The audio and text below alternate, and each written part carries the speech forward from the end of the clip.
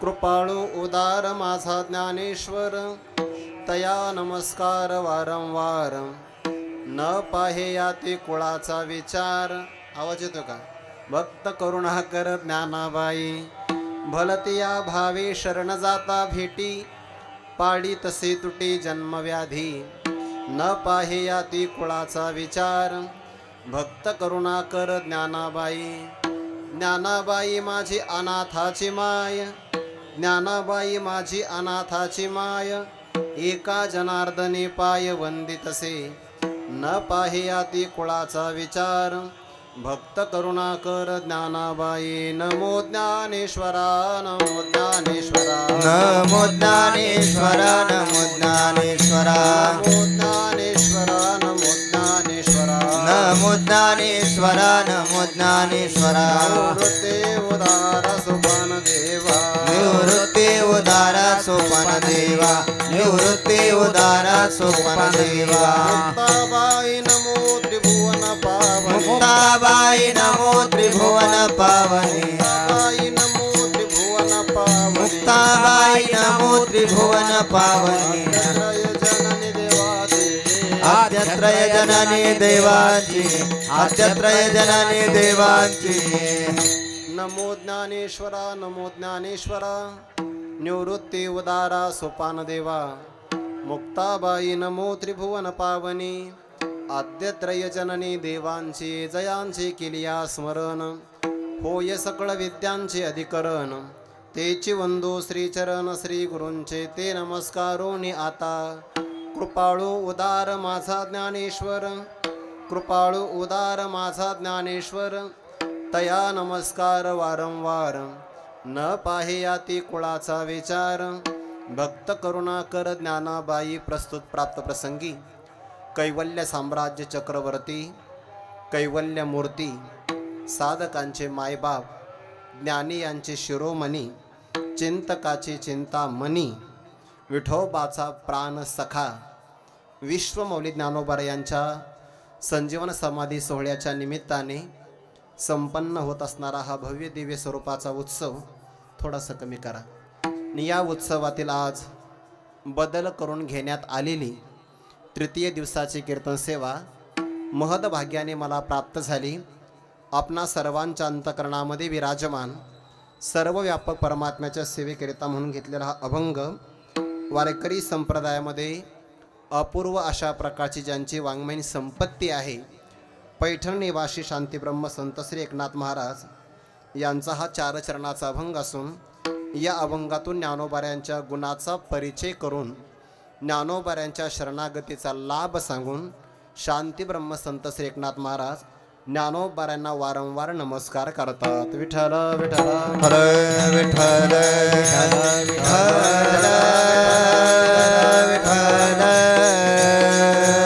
या अभंगावर काहीसं विवेचन करण्यापूर्वी दोन शब्दाचा परिहार देणं अतिशय महत्त्वाचा आहे.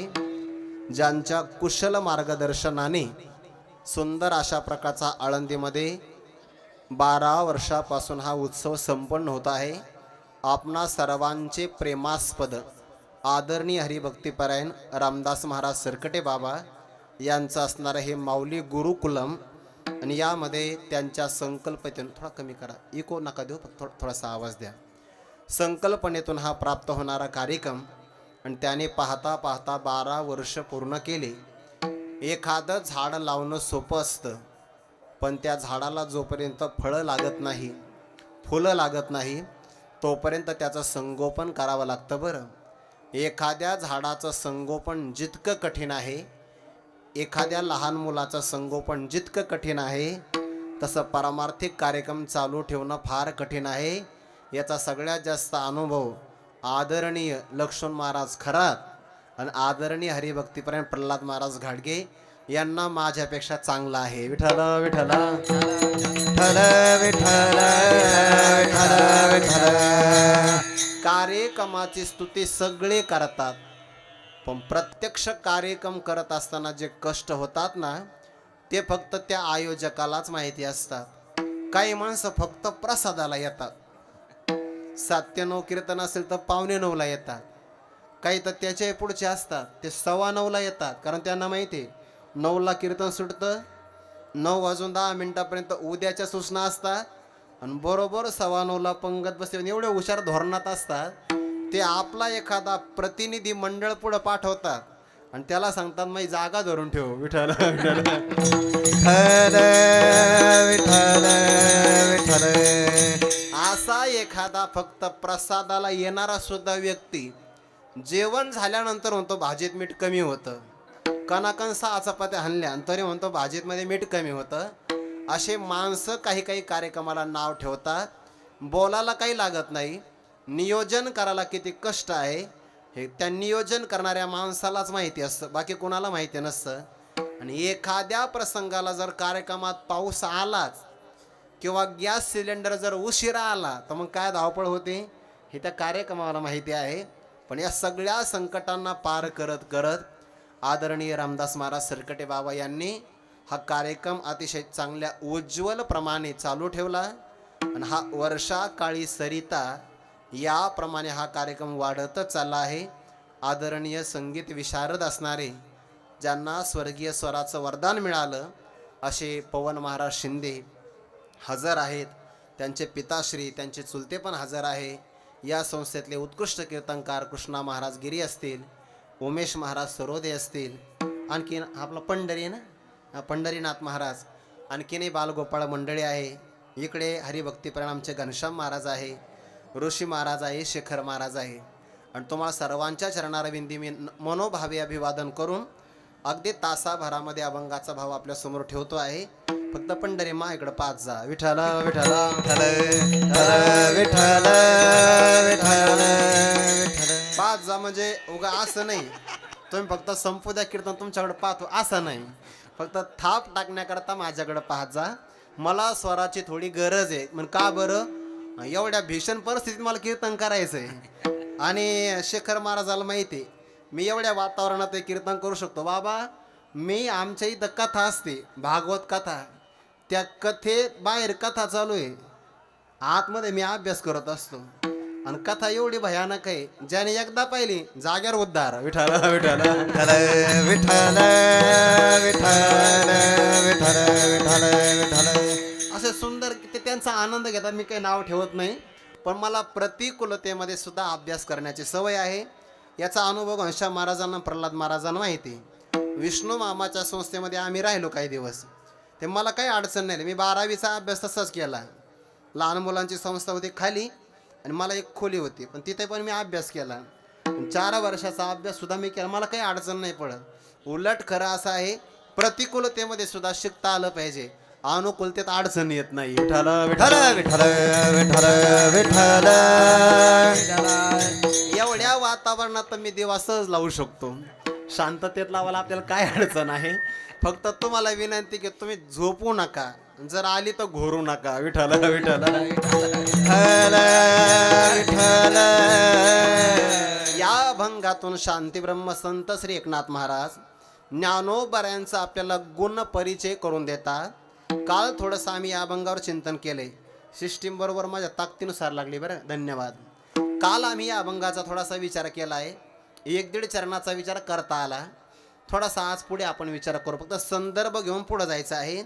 या अभंगातून शांतीब्रह्म एकनाथ महाराज ज्ञानोबा यांचे आपल्याला गुणपरिचय करून देतात.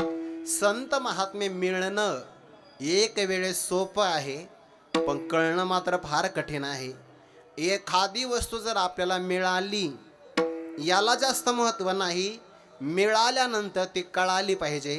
11व्या अध्यायामध्ये भक्तराज अर्जुनाने देवाला म्हटलं आहे, सखेती मतवा प्रसभम यदुक्तम.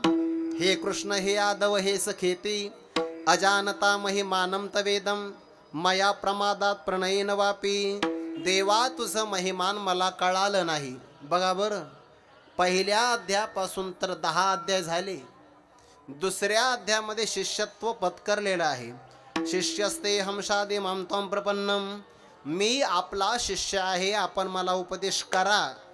गुरुपदामध्ये भगवान परमात्म्याला धारण केलं आहे, स्वीकार केला आहे. स्वतः शिष्यत्वाच्या भूमिकेत आले आहे.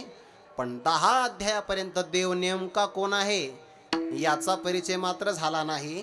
जेव्हा 11व्या अध्यायामध्ये भगवंताने अक्राळ विक्राळ विश्वरूप दाखवलं आणि तेव्हा अर्जुनाच्या लक्षात आले, बाप रे बाप, ज्याला आपण आपल्या गाडीवर ड्रायव्हर म्हणून लावलं, म्हणजे आपल्या रथावर सारथी म्हणून ज्याची नियुक्ती केली, तो काही सामान्य नाही. अनंत ब्रह्मांड याच्या उदरात राहतात असा परमात्मा आपण सारथी म्हणून लावला आहे.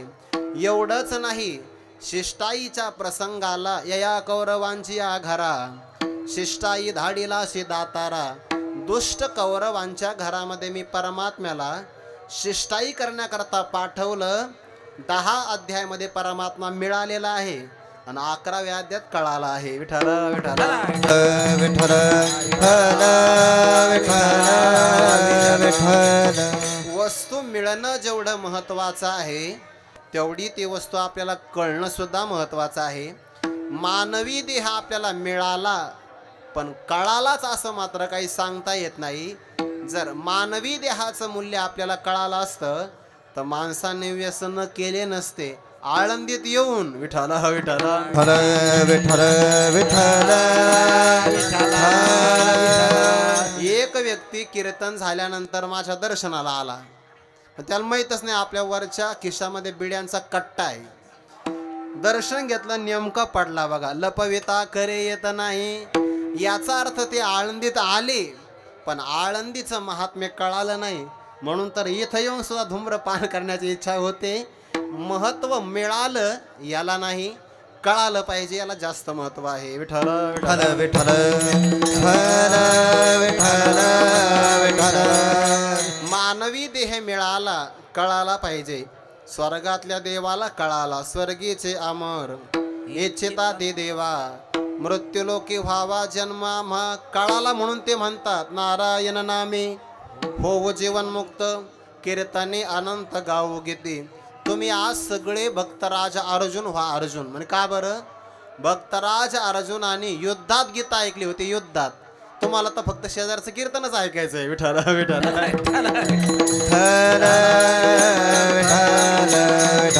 तुम्ही सगळे अर्जुन व्हा. भले मी भगवान श्रीकृष्ण नसे नका, पण तुम्ही मात्र सगळे अर्जुन व्हा.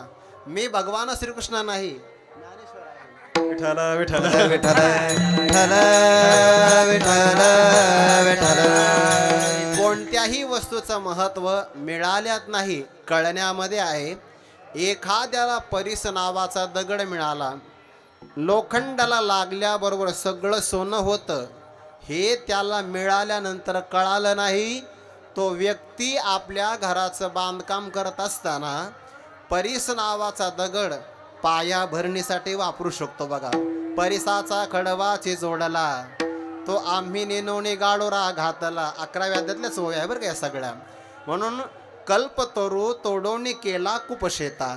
कल्पतरू कळालाच नाही, फांद्या कापल्या आणि म्हणे आपले जे गावाकडचं जे गोठा आहे ना, गोठा, त्या गोठ्याला आपण कुंपण करू. कशाचं?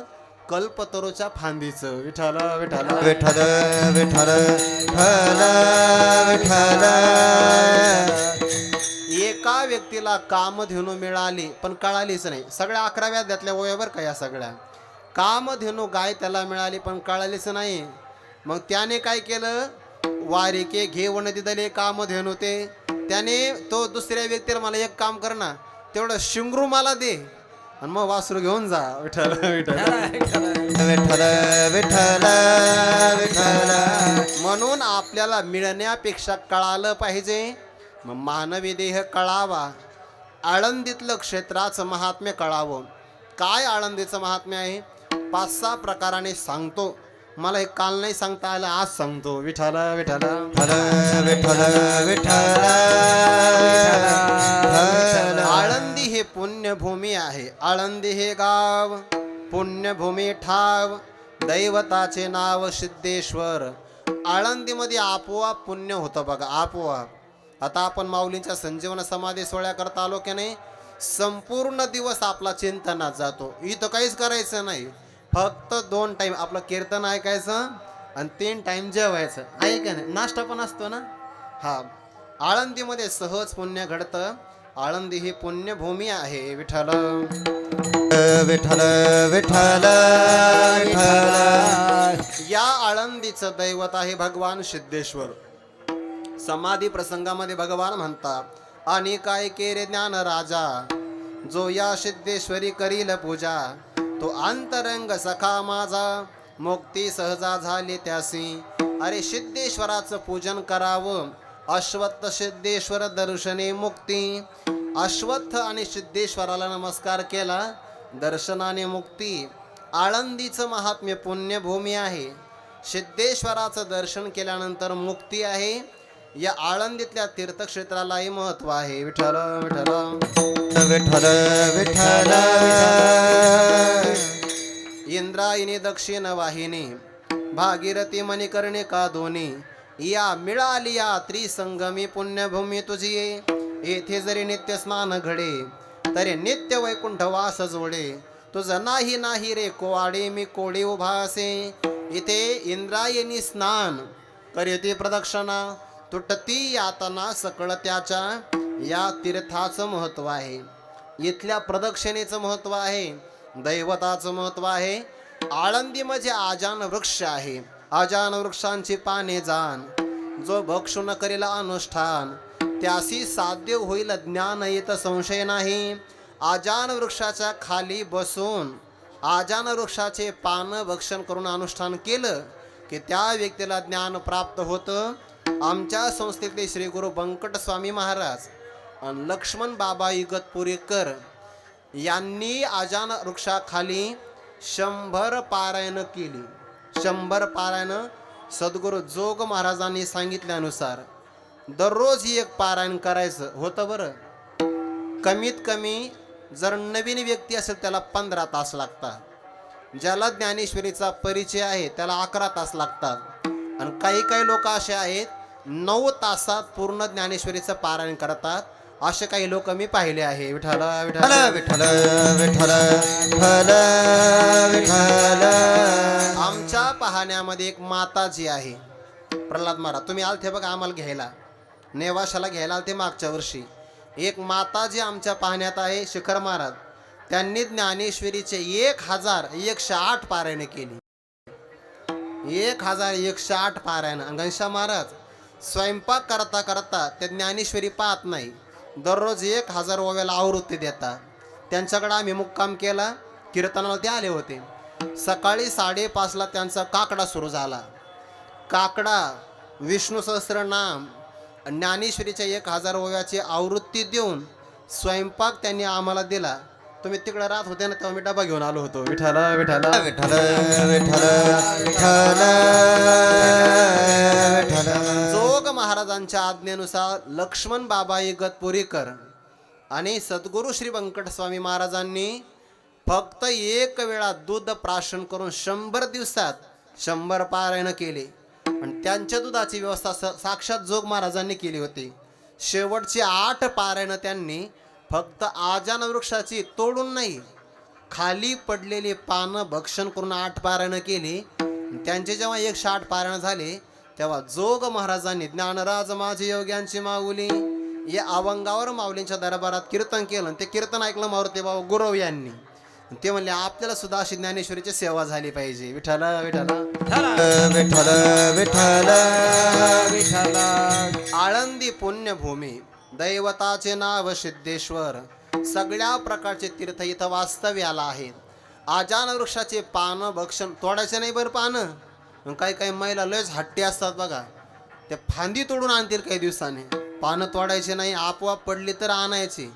आता काही काही लोक 10 रुपयात पाणी विकतात विठ्ठल विठ्ठल विठ्ठल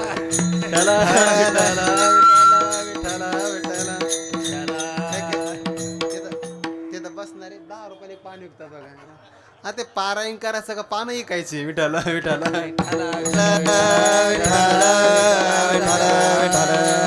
काय कुठं डोकं लावतील काही सांगता येत नाही.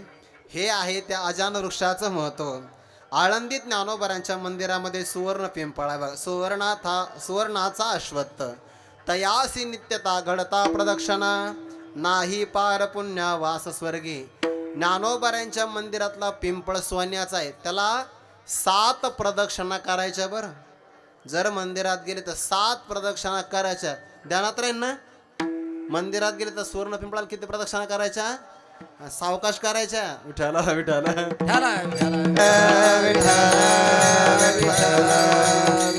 आणि त्यातही सर्वात मोठं आळंदीला महत्व मिळालं ते माझ्या ज्ञानोबारायामुळं. विठ्ठल विठ्ठल विठ्ठल विठ्ठल विठ्ठल विठ्ठल. या आळंदीला ज्ञानोबारायांचा अवतार होण्याच्या अगोदर काही हजारो वर्षापूर्वी भगवान शंकर पार्वती मातेसहित आकाश मार्गाने नंदीवर बसून चालले होते. जेव्हा ते आळंदीच्या आकाशावरून चालले, भगवान शंकर आणि नंदीला सांगितलं थोडं खाली उतर, आपली गाडी इथं उभा करा म्हणे. विमान आहे ते आकाशमार्गे चालले. जे आळंदीत उतरल्याबरोबर भगवान शंकराने मागचा पुढचा काही विचार केला नाही. तसे भगवान शंकराच्या पायामध्ये काही पादत्राणी नसतात, पादुका नसतातच, ते अनवाणीच आहे. आळंदीच्या भूमीवर पाऊल ठेवल्याबरोबर त्यांनी आळंदीच्या भूमीला नमस्कार केला आणि या जमिनीवर गडाबडा लोळायला सुरुवात केली. मला त्यापेक्षा एक खरं सांगू का, असं वाटतंय प्रल्हाद महाराज, भगवान शंकराला ज्या आळंदीचं महात्म्य कळालं, त्या आळंदीत जर आपण राहत असो तर समजून घ्यावं आपलं अनंत जन्माचं नक्की पुण्य आहे. विठ्ठल विठ्ठल विठ्ठल विठ्ठल विठ्ठल विठ्ठल. आळंदीत कोणाला सुद्धा राहायला भेटत नाही. जन्मजन्मांतरीचं पुण्य असेल तर ज्ञानोबारांचं त्याला दर्शन होतं. भगवान शंकर गडबाळा जमिनीवर लोळतात आणि ते पार्वती मातेनं पाहिलं. म्हणे अहो तुम्हाला काही कळतं का? म्हण काय? अहो एखाद्या बाई समोर तिचा नवरा जर असा जमिनीवर लोळत असेल तर बाकीच्या महिला आम्हाला नाव ठेवतील ना. याच्यामुळेच तर तुम्हाला भोळं म्हणलं जातंय. आमचं नाव खराब होतं, आमचं काही वजन राहत नाही. भगवान शंकर म्हणे बाकीच्या बायाला काय कळतं म्हणे, बाया काय विठ्ठल विठ्ठल विठ्ठल विठ्ठल विठ्ठल विठ्ठल. अगं विनाकारण मी या जमिनीवर लोळत नाही. भगवान महाविष्णू काही वर्षांनी इथं संत रूपाने अवताराला येणार आहे आणि ते ज्या जमिनीत येणार जन्माला अवताराला त्या भूमीचे रचकन आपल्याला लागावे याकरता मी अगोदरच लोळतो आहे. महाविष्णूचा अवतार, महाविष्णूचा अवतार, महाविष्णूचा अवतार, महाविष्णूचा अवतार, महाविष्णूचा अवतार, महाविष्णूचा अवतार, महाविष्णूचा अवतार, महाविष्णूचा अवतार. सखा माझा ज्ञानेश्वर, सखा माझा ज्ञानेश्वर, महाविष्णूचा अवतार, महाविष्णूचा अवतार. सखा माझा ज्ञानेश्वर, सखा माझा ज्ञानेश्वर, महाविष्णूचा अवतार, महाविष्णूचा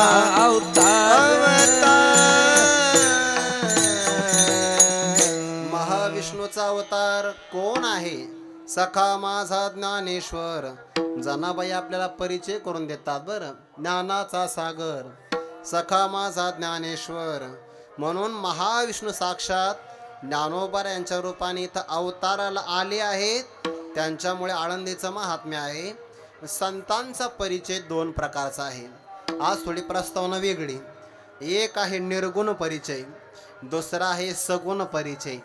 निर्गुण परिचय म्हणजे परब्रह्माचा परिचय आणि सगुण परिचय म्हणजे अवताराचा परिचय. विठ्ठल विठ्ठल विठ्ठल विठ्ठल विठ्ठल विठ्ठल. निर्गुणाच्या परिचयामध्ये गुणच नाही. अव्यक्त निराकार नाही जा आकार, जेथोनी चराचर हरिशी भजे. अरे हरिपाठाचा तिसरा अभंग कोणता आहे? हा सांगा सांगा सांगा. नाही नाही चौथा सांगा मग. काय हा त्रिगुणासार मग पाठ नाही ना, हरिपाठ घेत नाही त्यामुळे म्हणला त्रिगुणासार निर्गुण हे सार, सारा सार विचार हरिपाठ. पुढं काय आहे? सगुण निर्गुण गुणाचे अगुण, हरे विन मन व्यर्थ जाय. आला की नाही शब्द तिथं?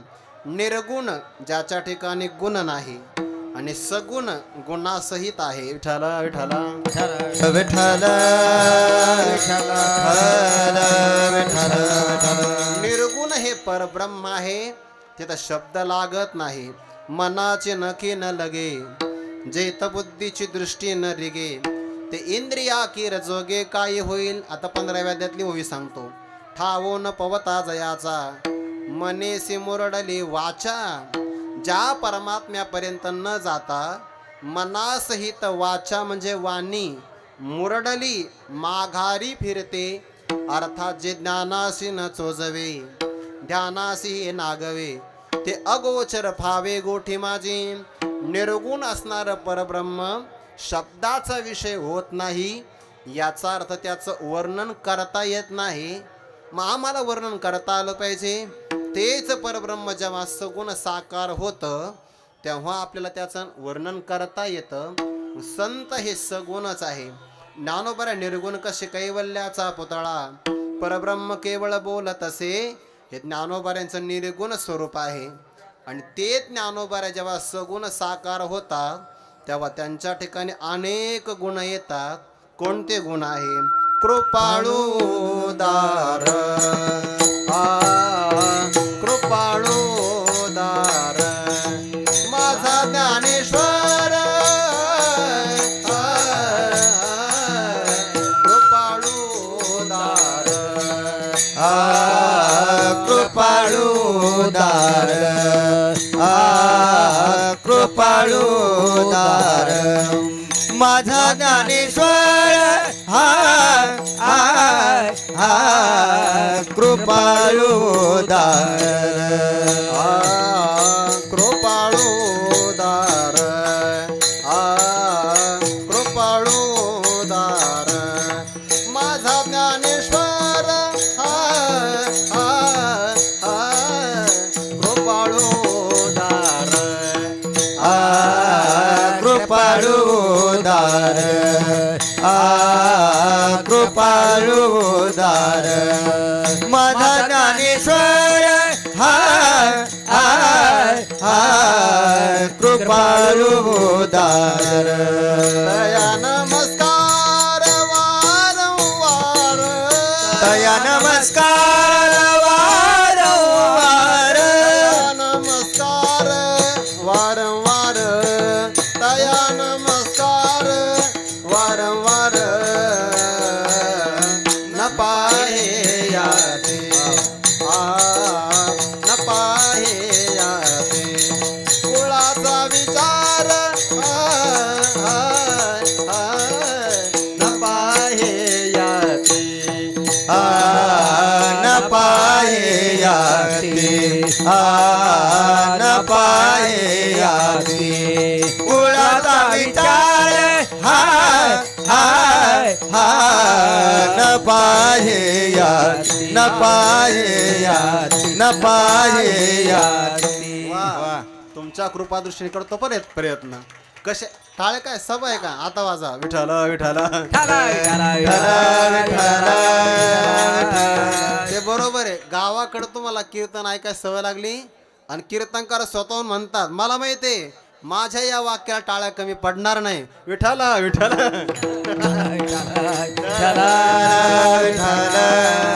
अगोदरच लोकांना सांगून टाकतात ते टाळ्या वाजल्या पाहिजे म्हणून. काय सभा नाहीये.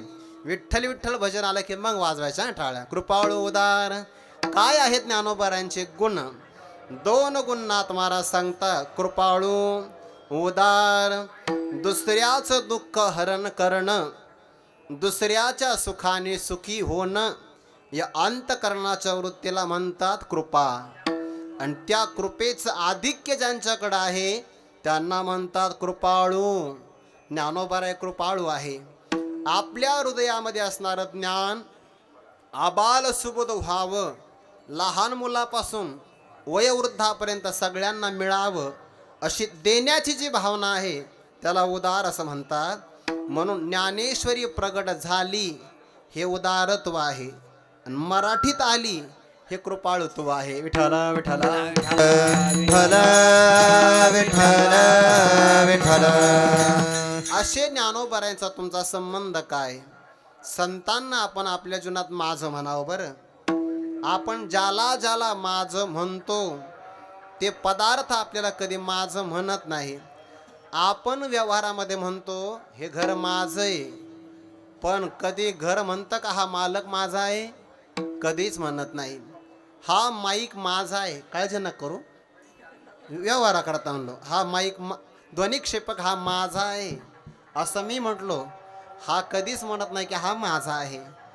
जड पदार्थ आपल्याला कधी माझं म्हणत नाही. जाऊ द्या जड, चेतन पदार्थ जिवंत सजीव प्राणी सुद्धा समोरच्या मालकाला हा माझा मालक आहे असं कधीच म्हणत नाही. गुरुवर्य श्री मारुती बाबा कुरेकर बाबा पाठामध्ये एक उदाहरण सांगत असतात. एका श्रीमंत शेठ सावकारांनी प्रवासा करता त्याला घ्यायचं होतं घोडं प्रवासाला जुन्या काळात, पण नाही मिळालं बुवा. आता काही काही लोकांना नाही मिळत. ते मी दिवाळीत असं ऐकलं काही लोकांना थार गाडी पाहिजे होती. थार नवेचे थार मदशेव ते थार गाडी नाटात पण आलंय म्हणतो बुवा. विठ्ठल विठ्ठल विठ्ठल विठ्ठल विठ्ठल. नवेचे थार मज शेवटी. मग आता ते काही काही लोक त्याला प्री बुकिंग काही बुकिंग वगैरे करतात. आता ते आपल्याला जास्त काही माहिती नाही.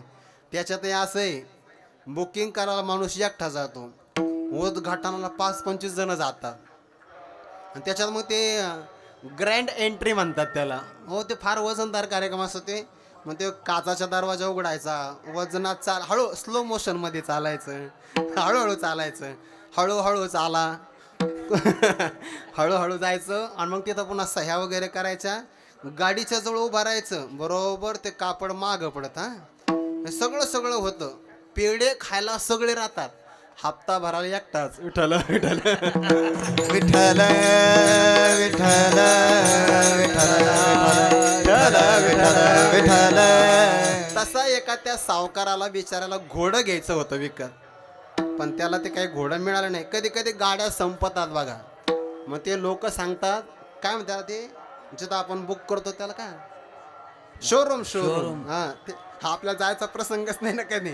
काय कोणी म्हणत नाही चला म्हणून. विठ्ठल विठ्ठल विठ्ठल विठ्ठल विठ्ठल विठ्ठल. त्यांनी सांगितलं गाडी तुम्हाला 6 महिन्याशिवाय काही मिळणार नाही. माणसं काय म्हणतात 6 महिने आपल्याला प्रवास करायचा आहे, नाही ती गाडी तर दुसरी गाडी घेऊ. तसं त्या सावकाराने विचार केला, शेठ सावकाराने, नाही घोडं तर घोडी घेऊ. आणि मग त्याने ते आपल्या घरी घोडी विकत आणली. बरोबर आहे मारो तेव्हा सांगत असतात. मग आता पशु आहे, पक्षी आहे, प्राणी आहे, सगळे बिचारे आजारी पडतच असतात. ते घोडी एक दिवस आजारी पडली, चाराच खायना आजारी पडली होती घोडी. चेहरा उतारला मालकाचा. मालकाला विचारलं का हो म्हणे तुम्ही नाराज दिसता. काय सांगावं म्हणे तुम्हाला, हे प्रवासाकरताची घोडी विकत आणली ना म्हणे, ती चाराच खात नाही. म्हणजे आजारी पडली होती घोडी, पण ती माझी घोडी आहे असं तो सावकार म्हणायचा. तिच्या दुःखाने हा दुःखी झाला. ती चारा नाही खात, याने सुद्धा नाश्ता केला नाही. आता दिवस बदलतात, सगळे काही दिवस सारखे राहत नाही. कालांतराने शेठ सावकार आजारी पडला. मग आता घोडीचा चेहरा पडला असेल ना, नर्वस झाला असेल, अजिबात नाही. तिचा आपला दररोज नित्यनेमाने चारा खाणं सुरूच आहे. गुरुवारी मारुतीपासून नवे नवे शेठजी मेलाच त्या दिवशी घोडीनं दाबून चारा खाल्ला. आता घोडीला जो माझं म्हणत होता, ती घोडी त्या मालकाला माझं म्हणत नाही. सांसारिक लोकांचं दुर्दैव आहे.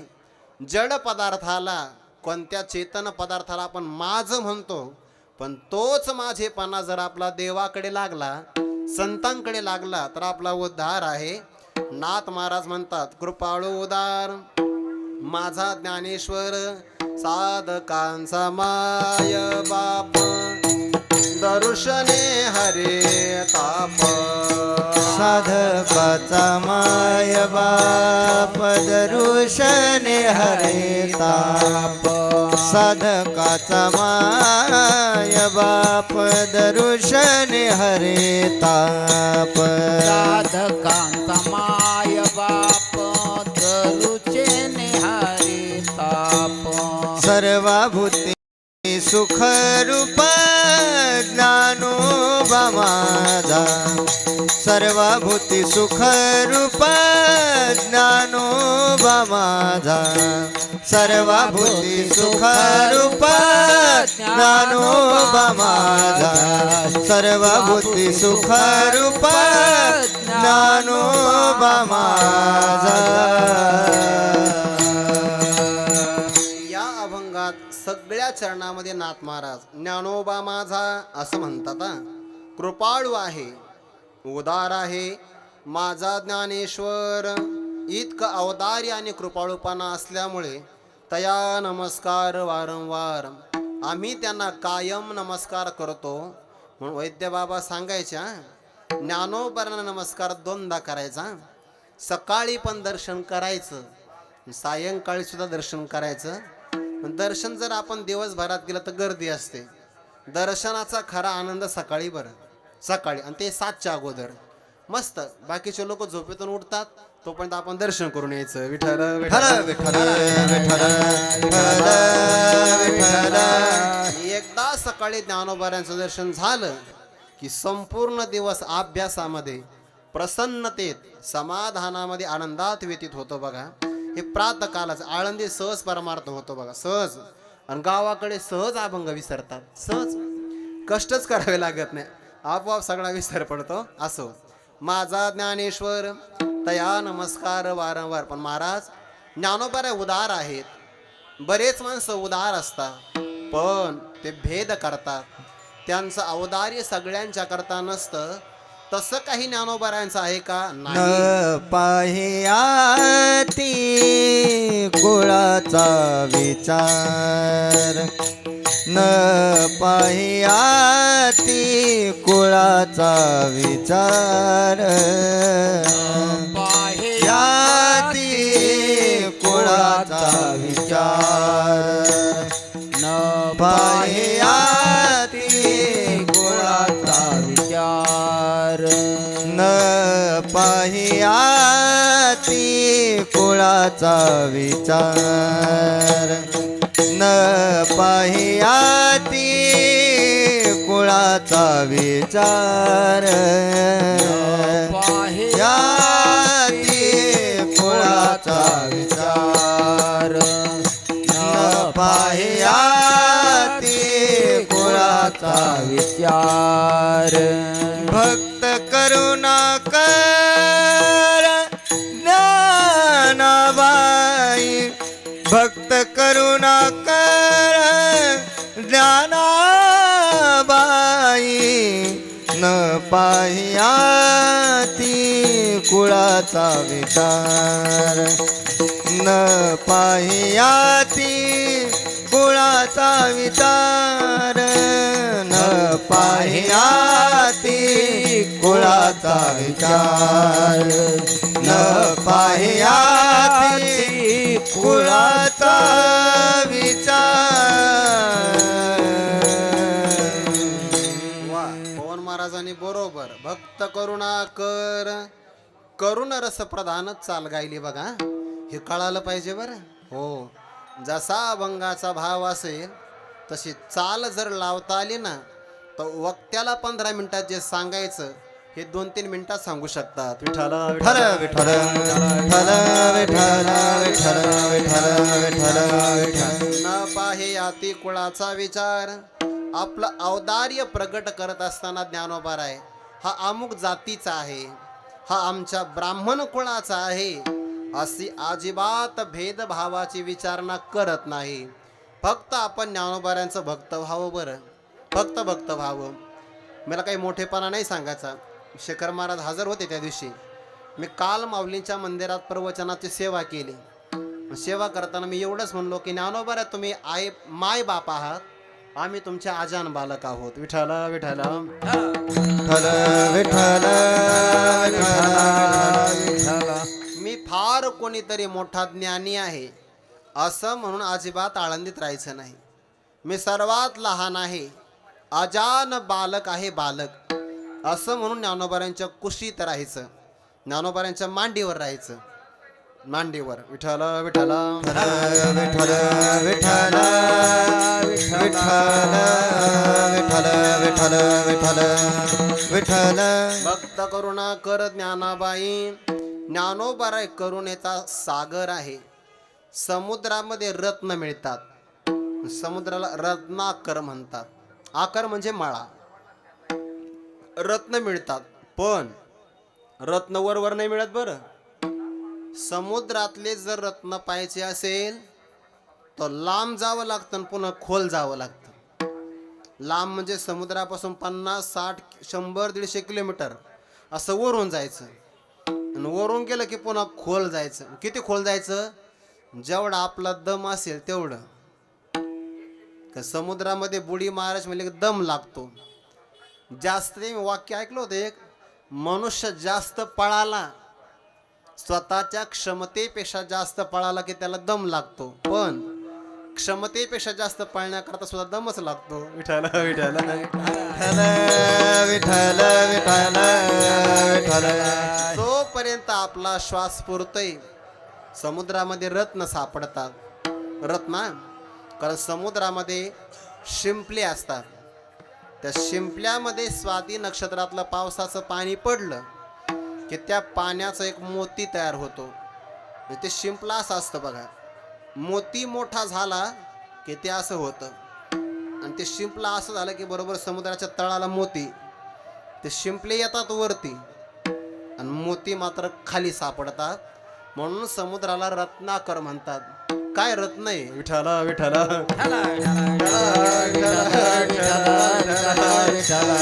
पुंडलिक वरदा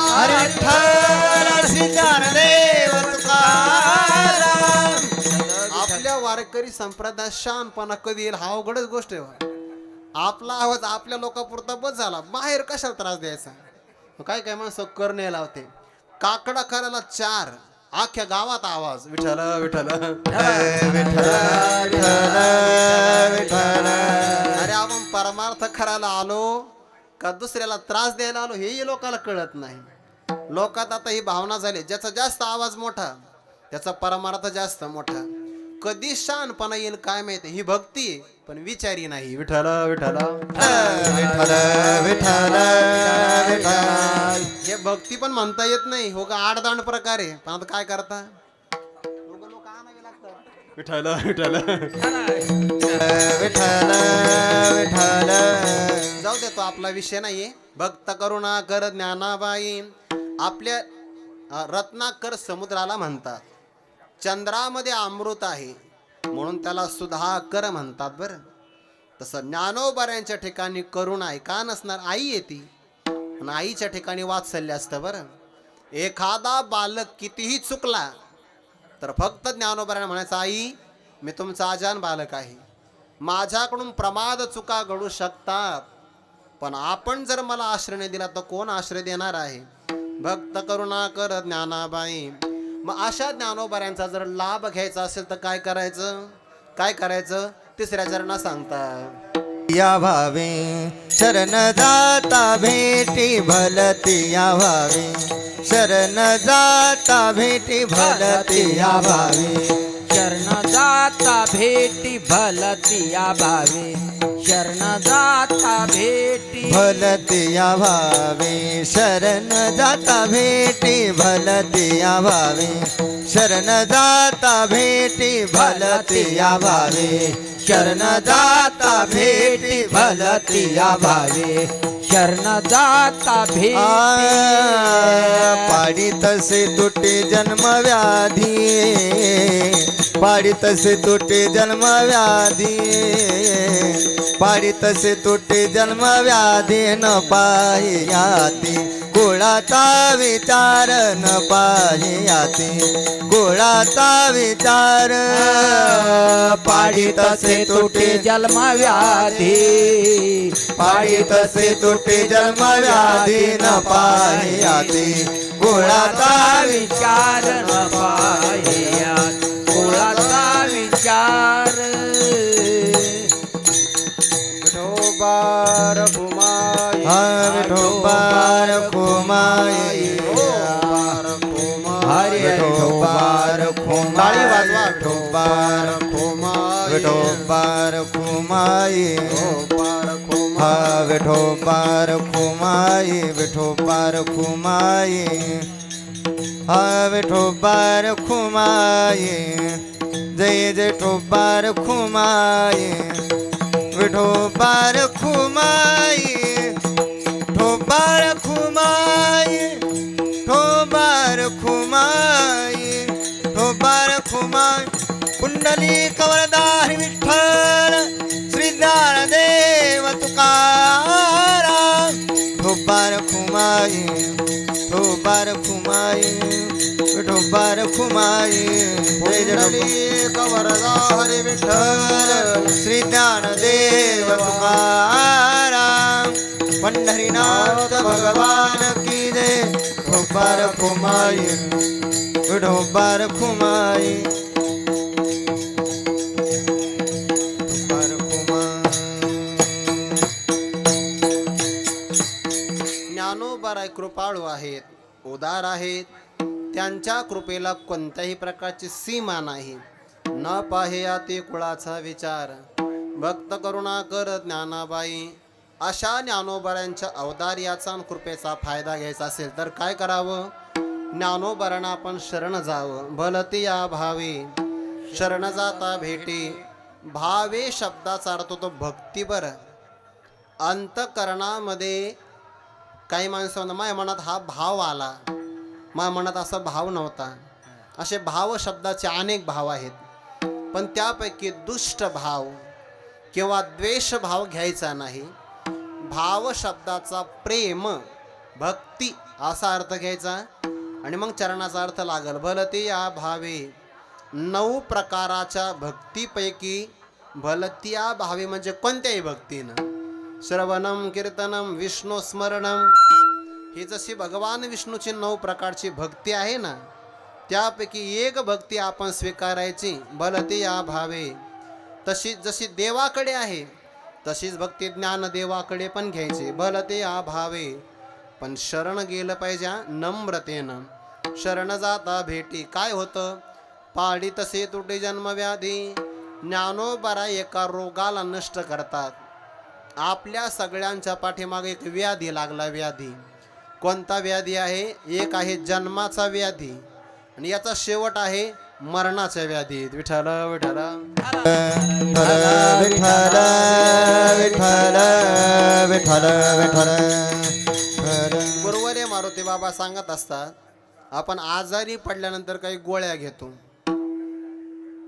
गोळ्या आजारी पडल्यावरच घ्यायच्या असं पण नाही वागायचं की लोक म्हणतात संपल्या काय असं नाही गोळ्या घेतो आपण त्या गोळ्यामध्ये काय कॅप्सूल असते बघा त्याला 2 झाकणं असतात 2 ते झाकणामध्ये एकदम कडू औषधी असते ते कडू औषधी आपण घेऊ शकत नाही म्हणून ते औषध झाकणात भरतात कॅप्सूल ते आत गेल्यानंतर ते झाकण फुटतं बरं काही काही लोकांना ते कळत नाही कशी घ्यायची असे सरळ कॅप्सूल घेतली तर मग सरळ पोटात जाते काही काही घेताना सरळ घेतात ही तर अडकती आडवी जाऊन बसते मग काय उलटी होणार दुसरं काय होणार ते कॅप्सूलला जाय 2 झाक सगळे असले वर जे जे असले त्यांना अनुभव आहे हा दुसरं काय आहे जसं त्या कॅप्सूलच्या 2 झाकणामध्ये कडू औषधी आहे तसं जन्म आणि मरण या 2 झाकणाच्या मध्ये असणारं सगळं जीवन दुःख रूप आहे विठ्ठल विठ्ठल विठ्ठल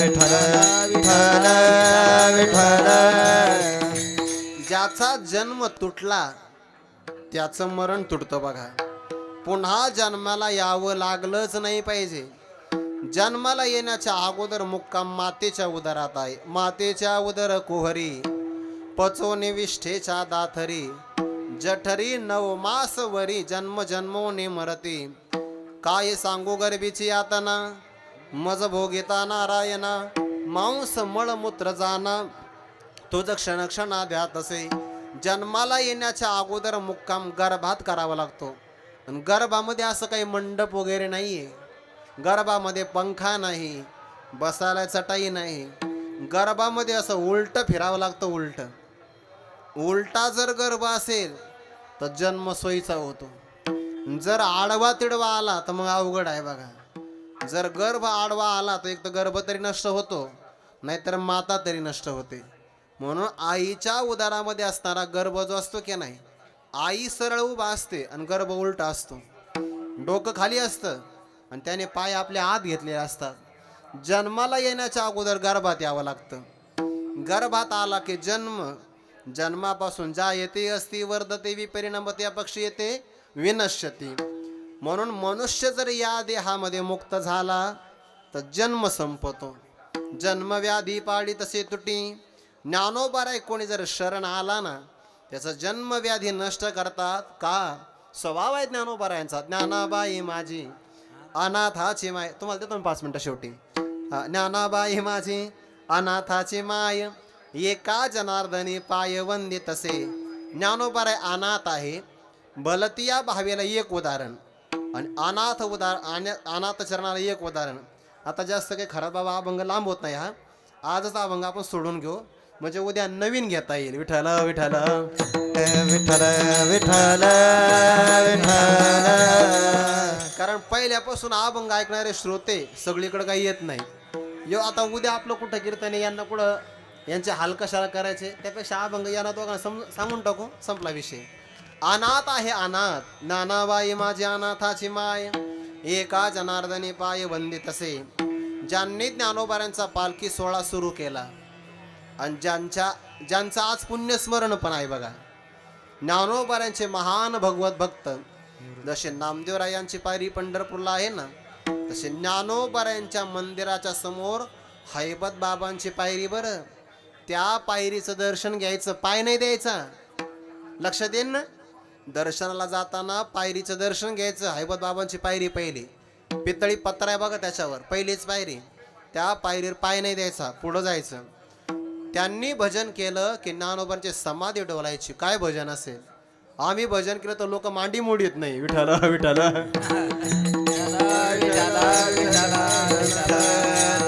काय काय ज्ञानोबारांची समाधी डोलायची. हैबतराव बाबांचं काय भजन असेल. लोक आम्हाला प्रतिसाद देत नसेल, आपलं काय भजन असेल असंच म्हणावं लागतात, दुसरं काय आहे. पण त्यांची सरदार होते ते पूर्व जीवनामध्ये.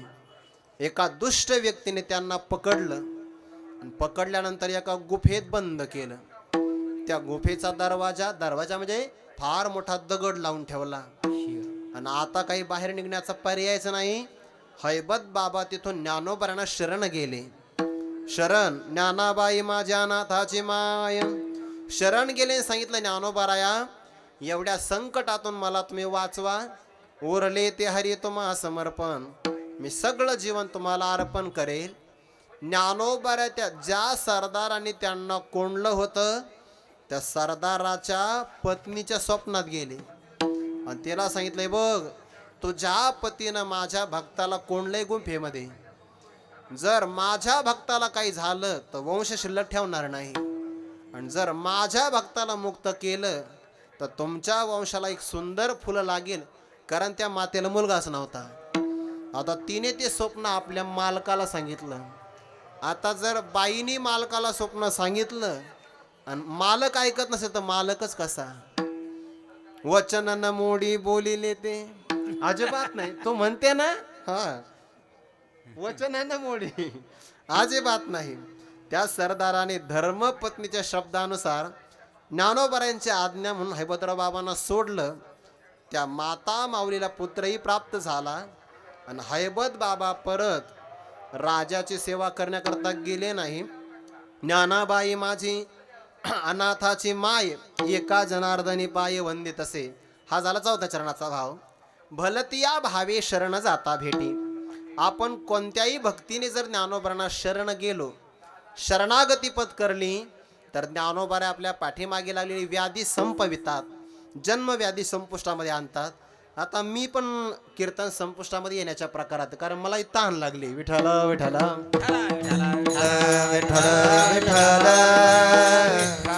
पण आता 8:30 पर्यंत मी काही पाणी पिणार नाही. मी जर आज पाणी पिलं तर उद्या भविष्यातले कीर्तनकार पेप्सी घेऊन येतील. विठ्ठल विठ्ठल.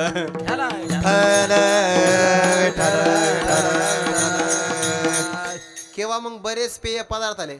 काही मी जर आज पाणी पिलं तर हे कीर्तनकार भविष्यातले स्टिंग पेतील विठाला विठाला विठ्ठल विठ्ठल विठ्ठल ते बघा बऱ्याच जणांना माहिती आहे ना तुम्हाला प्यायचं नाही बरं का ते घातक आहे ऐका शरण जाता भेटी कोणत्या का होईना भक्तीच्या अनुसार ज्ञानोबरांना शरण गेलं पाहिजे ज्ञानोबरांनी पैठणला रेडेश्वराच्या मुखातून वेद बोलविला आणि ती वार्ता ती घटना पाहिली 2 ब्राह्मणांनी ते 2 ब्राह्मण तापी तीरावर गेले तापी तीरावर 1400 वर्ष वय असणारे चांगदेव महाराज तिथं राहत होते महिना झाला होता महिनाभरानंतर ती घटना 2 ब्राह्मणाने चांगदेव महाराजांच्या मठात जाऊन सांगितली तोपर्यंत चांगदेव महाराजांचं प्रस्त चांगलं वाढलेलं होतं सकाळी काकडा आरती चांगदेव महाराजांची व्हायची दुपारी गाथा भजन त्यांच्यावर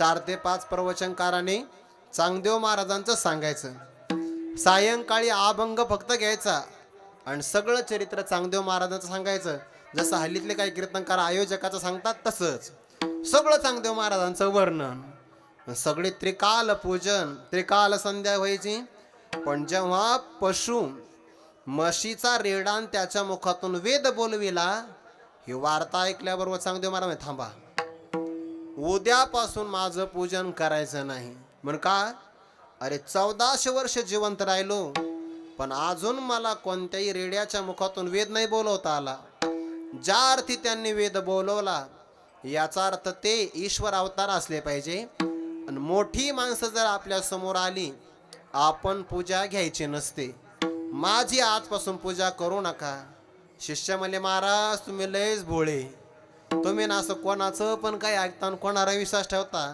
अहो ते लहान मुलं त्यांनी कधी रेडा बोलवला ही बातमी आपण पाहिली का म्हण नाही पाहिली मग कशावर विश्वास ठेवता म्हणे तुम्ही तर कशावरही विश्वास ठेवता चांगदेव महाराजांचं ज्योतिष तयार होतं त्यांनी ज्योतिषामध्ये प्रश्न लग्न नावाचा एक प्रकार आहे आणि ते गणित मांडून पाहिलं ते गणित जर बरोबर आलं तर त्याचा अर्थ असा होतो जे आपण ऐकलं ते खरं असतं गणित बरोबर आलं आणि चांगदेव महाराज म्हणे नाही नाही हे खरं आहे म्हणे रेडेश्वराच्या मुखातून वेद नक्की बोलवला हे खरं आहे विद्यार्थी म्हणला महाराज कधी कधी गणितही चुकत असतं असं विद्यार्थी विठाला विठाला विठ्ठल विठ्ठल विठ्ठल विठ्ठल अरे माझ्या विद्येला नाव ठेवतो म्हणे मग घडलं कुठं आहे पैठणला पत्र पाठवा पैठणला चांगदेव महाराजांनी पत्र पाठवलं लोकांनी गव्हाची रास तयार केली आणि त्याच्यावर चांगदेव महाराजांचं पत्र ठेवलं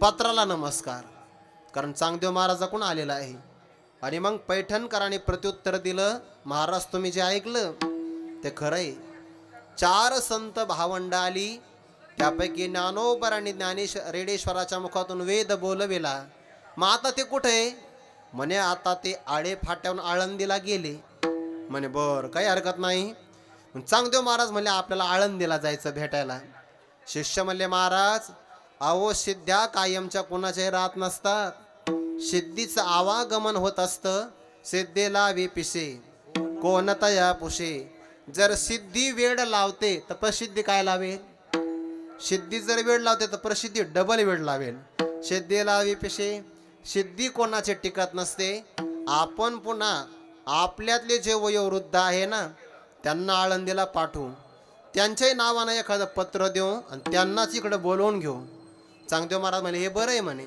आपण त्यांना पत्र देऊ एक कोरा कागद घेतला जुन्या काळातली ती दौत घेतली पत्र लिहिण्याकरता शाई आहे आणि चांगदेव महाराजांनी पत्राला प्रारंभ करायचा तीर्थरूप लिहावं तर वयाने लहान आहे आणि चिरंजीव लिहावं तर पराक्रमाने मोठे काय करावं मूळन संभवे पत्रिकेचा प्रारंभच करता येईना मग दुसरा शिष्य पहिल्याला म्हणाला का रे म्हणे त्या पेनमध्ये शाई नाही का अरे ते म्हणे पेनमध्ये लय मोठी शाई आहे इथं काही नाही त्यामुळे पत्रच लिहिता येईना मग ते म्हणे गुरुजी अहो 8:30 वाजत आले अजून पत्र लिहिलंच नाही का नाही ना म्हणे सूचनाच काय एक काम करा कोरच पत्र पाठवा 2 वयोवृद्ध असणारे शिष्य पत्र घेऊन चांगदेव महाराजांनी तापी तीरावरून पाठवले त्यांच्यावर सिद्धीचा वापर केला ते आळंदीतच प्रगट झाले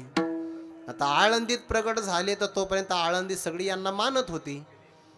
हे ते वयोवृद्ध शिष्य आळंदीत आले. घाटावर काही काही लहान मुलं खेळ खेळत होते आणि त्यांनी एकेरी नावाचा उच्चार केला. एकेरी नावाचा मी नाही करत हा. उच्चार करून विचारला, यांचा आश्रम कुठं आहे? ते आळंदीतले लहान लहान पोरं होते. ते म्हणले, कोठील रे तुम्ही, नेना विनितता, उद्धट बोलता महामूर्ख.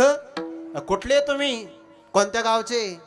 तुम्हाला काही भाषा वगैरे जपून वापरता येत नाही का? लहान लहान पोरं होते महाराज, 5, 6, 8, 8 वर्षाचे पोरं. आणि हे होते 80 वर्षाचे दोघ जण. हे 8 वर्षावाल्यांनी 80 वर्षावाल्यावर वजन टाकलं. तेव्हापासून आळंदीतला विद्यार्थी कुठं गेला, वजनच टाकतो. विठाल विठाल विठ्ठल विठ्ठल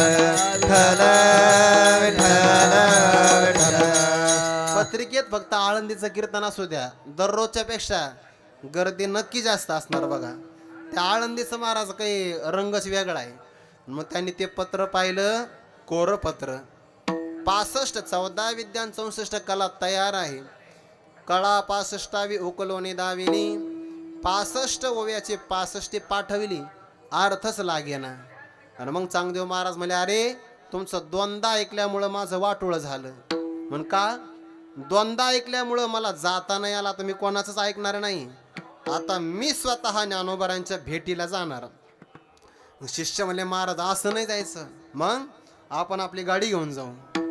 असं वजनात जायचं म्हणे. वजनात एंट्री वजनात झाली पाहिजे. विठाल विठाल विठ्ठल विठ्ठल विठ्ठल. लोक ज्या वाहनातून जातात त्या वाहनातून जायचं नाही. मग आपलं वाहन आणा 4 चाकी. चांगदेव महाराज 4 चाकी म्हणजे काय? वाघ आणला. वाघ वाघ म्हणजे चित्रातला नाही. हे सर्कशीमध्ये नाही का पोरं बसतात त्याच्यावर ते गोल गोल फिरतात, ते वाघ नाही. खरोखरचा वाघ आणला, खरोखरचा. आणि तो वाघ चालण्याकरता मग विषारी नागाचा चाबूक तयार केला. चांगदेव महाराज वाघावर आरूढ झाले, आकाश मार्गे चालले. तर चांगदेव महाराजांचे 1400 मुख्य शिष्य त्यांनी सुद्धा वाघ आणले पकडून. ते सुद्धा तेवढेच तयार होते. ते म्हणले, गुरुजींनी जर युनोवा घेतली, आपण युनोवाच घ्यायचे. विठाल विठाल.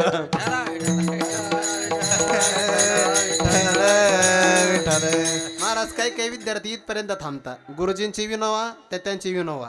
मग काही लय पुढं असतात. गुरुजीची विनोवा आपली फॉर्च्युनर. असंही होतं कधी कधी. पण ते चांगदेव महाराज शिष्य होते. ते म्हणले, चांगदेव महाराज जर पुढं चालले, आपण सुद्धा 1400 शिष्य असे आकाश मार्गेच निघाले. आणि मग बाकीचे रावट्या ठोकणारे, मंडप लावणारे, असे सगळे बाकीचे जे होते ते खाली रस्त्याने चालले.